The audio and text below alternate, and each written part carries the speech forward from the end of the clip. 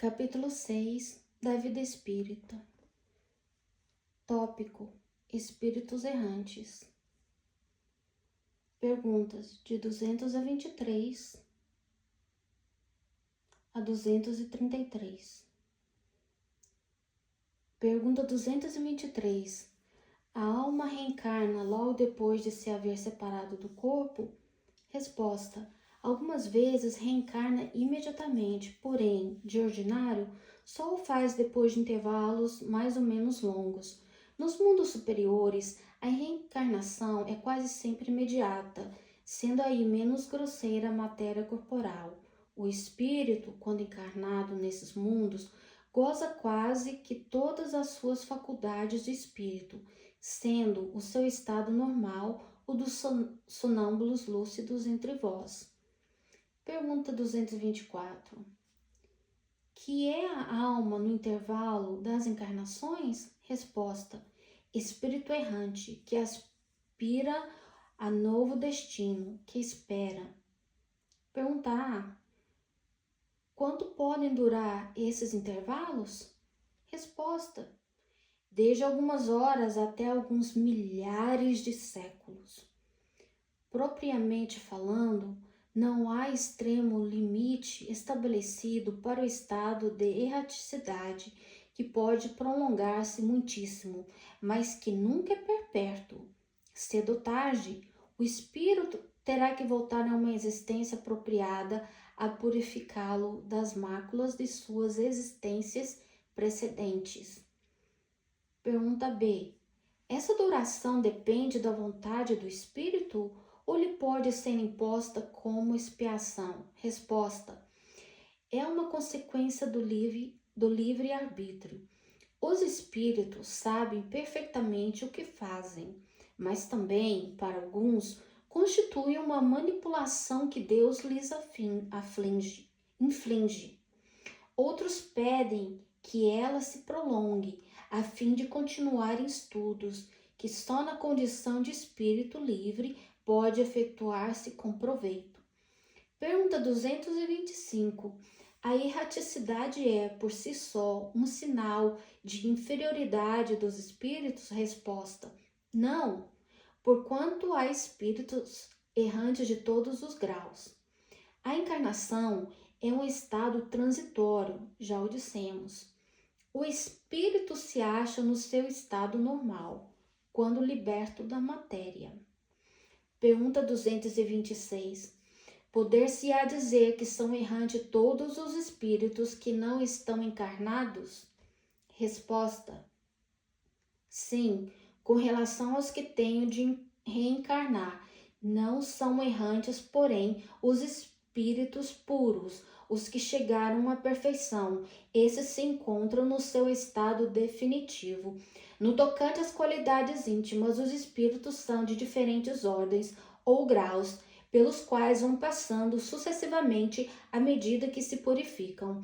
Com relação ao estado em que se acham, podem ser encarnados, isto é, ligados a um corpo, errantes, isto é, sem corpo material e aguardando nova encarnação para se melhorarem, espíritos puros, isto é, perfeitos, não precisando mais de reencarnação. Pergunta 227. De que modo se instruem os espíritos errantes? Certo, não o fazem do mesmo modo que nós outros? Resposta A.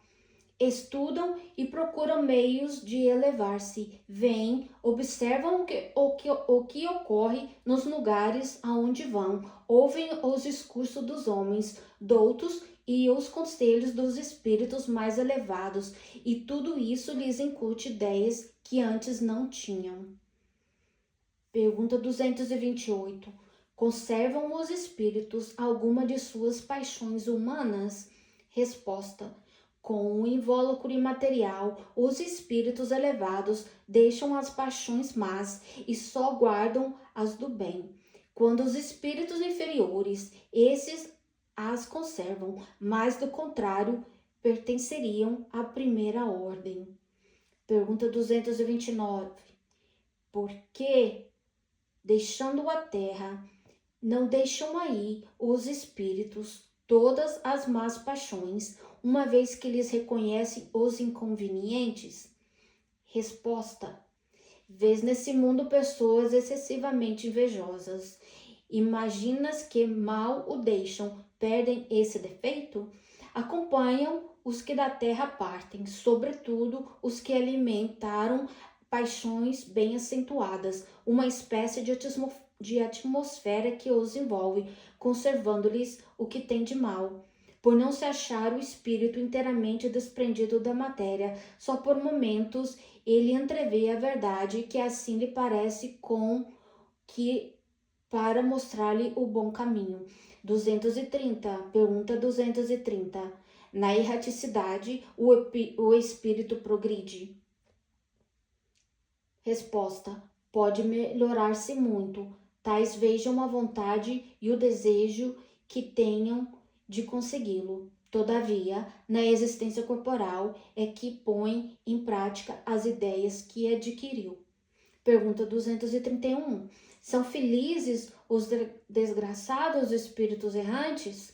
Resposta: mais ou menos, conforme seus méritos. Sofrem por efeito das paixões cuja essência conservaram ou são felizes, de conformidade com o grau de desmaterialização a que hajam chegado. Na erraticidade, o espírito percebe o que lhe falta para ser feliz e, desde então, procura os meios para alcançá-lo. Nem sempre, porém, lhe é permitido reencarnar como fora de seu agrado, representando isso para ele uma punição. Pergunta 232. Podem os espíritos errantes ir a todos os mundos? Resposta: conforme, pelo simples fato de haver deixado o espírito. O espírito não se acha completamente desprendido da matéria e continua a pertencer a um mundo onde acabou de viver, ou a outro do mesmo grau, a menos que durante a vida se tenha levado o que, aliás, constitui o objetivo para que devam tender seus esforços, pois, do contrário, nunca se aperfeiçoaria. Pode, no entanto, ir a alguns mundos superiores, mas na qualidade de estrangeiro. A bem dizer, consegue apenas entrevê-los donde lhe nasce o desejo de melhorar-se, para ser digno da felicidade de que gozam os que habitam, para ser digno também de habitá-los mais tarde.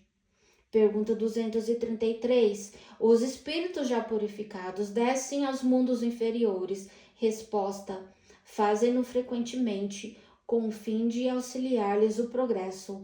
A não ser assim, esses mundos estariam entregues a si mesmos, sem guias para dirigi-los.